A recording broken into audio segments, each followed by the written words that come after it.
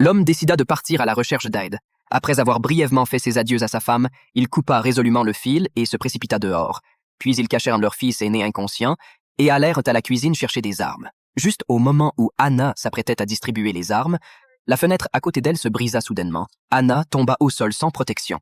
Puis le meurtrier entra avec une hache et s'approcha d'Anna. Heureusement, grâce à son corps agile, Anna réussit à éviter ce coup fatal et en a profité pour donner un coup de pied à l'assassin dans l'aine et a rapidement pris une arme pour se défendre pendant que son adversaire souffrait et a réussi à tuer le premier tueur. À l'étage, son père a soupçonné que le tueur se cachait dans la maison et après quelques recherches, il a trouvé des traces dans le vestiaire où divers aliments étaient entassés et il y avait aussi quelques bouteilles d'urine du tueur. Il s'est avéré que le tueur s'était caché dans la maison. Soudain, les lumières se sont éteintes. En bas, Bob s'est rendu compte que son père était peut-être en danger. Il demanda à Mary de rester en bas pendant qu'il montait, jeter un coup d'œil.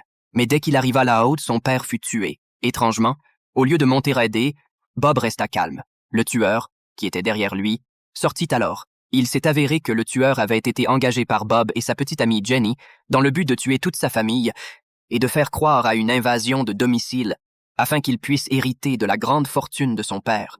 Mais Mary, en bas, n'en savait rien. Elle cherchait toujours des traces du tueur. À ce moment-là, un deuxième tueur est arrivé dans le hall.